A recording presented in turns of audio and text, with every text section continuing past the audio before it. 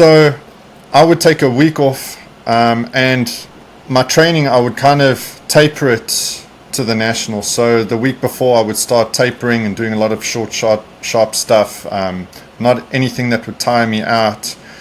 So these are all the tricks and stuff that I learned as I was going through my career.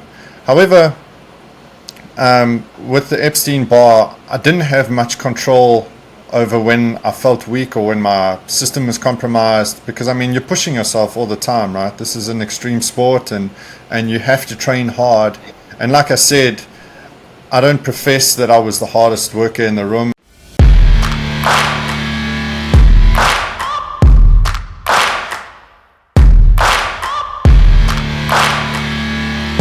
Rich, this EBV thing that you brought up, funny enough, I didn't actually realize that you struggled with it, but you know, it's so interesting, and I'm sure someone that's like yourself that struggles with it and continues to struggle with it. The fact of the matter is, EBV is the umbrella for a number of sort of conditions. You know, they say 92% of the adult population has EBV. The subcategories under that umbrella, you know, is chronic fatigue, adrenal fatigue, which I'm pretty sure are more specific to what you were struggling with. So I mean, your experience walking through that, you know, in the sense of, how did you start acknowledging it? When did you first become aware of it? And what did you do to try, you know, in terms of detraining, nutrition, good relationship with coaches, you know, what did you do to kind of keep a major meltdown at bay?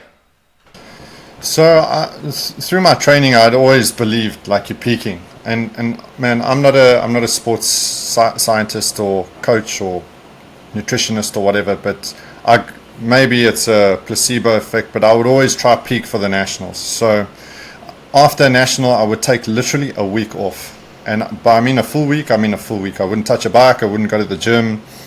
I'd bring my body down and I'd rest and recover, because we were also doing two classes, right? So although our races are only 20 plus a lap, which is short on international standards, I think the minimum for our premier classes would be 25 plus 2. So our races were short. However, we were doing 2 of them. I was doing 2 classes. So you're doing 40 plus 1 essentially on each class. Yeah. So I would take a week off, and my training, I would kind of taper it to the national. So the week before, I would start tapering and doing a lot of short, sharp stuff, not anything that would tire me out. So these are all the tricks and stuff that I learned as I was going through my career.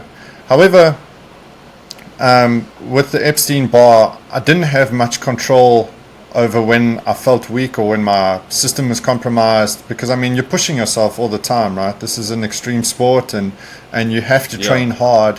And like I said, I don't profess that I was the hardest worker in the room. I wanted to believe it in my mind, and I wanted to know that deep down inside that I'd put in the work necessary to win. So I always had that inside, I would say, not pride, but I wanted to be ready. So the frustrating part is, I would come to a national, and I'll give you an exact example of this. So I would come to a national, I'd pick something up a day or 2 before the race, and I'd be sick on the day, and I'd have no energy. I'd be flat. I'd be trying my absolute best, but it's just not happening. And then I feel guilty again, like I said earlier, because all my sponsors, not that they've really put much pressure on me to win necessarily, but I put pressure on myself to win. And I certainly wanted to do the best for them, do the best for my family. And then I'd come to the race and I'd be flat, and they'd kind of not look at me as if what's going on, because they know I'm not a robot, but like, what's going on? You know, you're not performing. There must be an issue.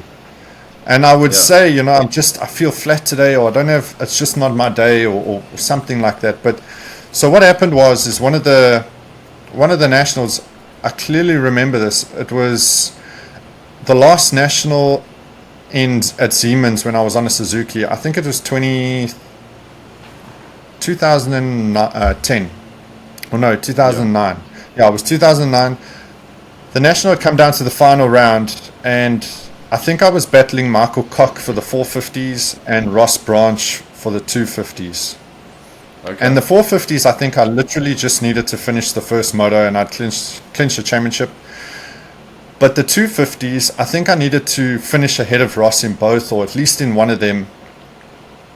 And that day before, this thing flared up, and I can immediately feel it. When my throat starts getting funny, it starts getting sore, my immune system's down, I've got a viral infection, I know exactly that I'm going to be down. And you hear these stories of people having heart attacks when they train, when they're sick and stuff. So this stuff's always going through my mind. I'm thinking, man, I'm putting my body at risk. But now it's the championship, and people are counting on me in our South African world, you know, for this championship. And that national in particular in Siemens, I needed to finish ahead of Ross, and I was sick. I mean, resting, my heart rate was at like 90. It was really, it was not good. I wasn't feeling good.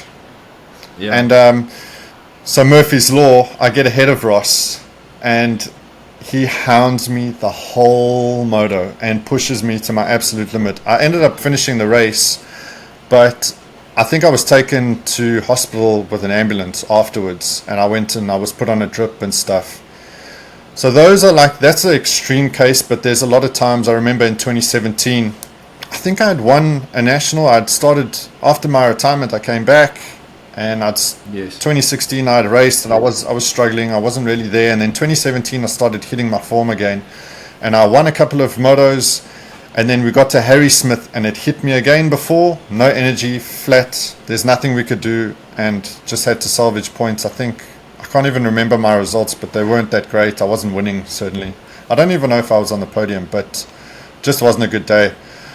So to manage that was a bit tricky, because Murphy's Law, the weekend before, you'll be perfect. Get to the national, you'll be sick, or you'll pick something up. And that's the whole peaking story that I discussed earlier. So it was always this fine line of struggling and trying to figure it out. And I don't believe I was, again, speaking about it in broad terms, this is South Africa, this is not World Championships. So I didn't have my diet to absolute perfection. I mean, it was pretty good, but it certainly wasn't the level that what they're doing now. So and this is South Africa. So you kind of just have to deal with it and roll with it.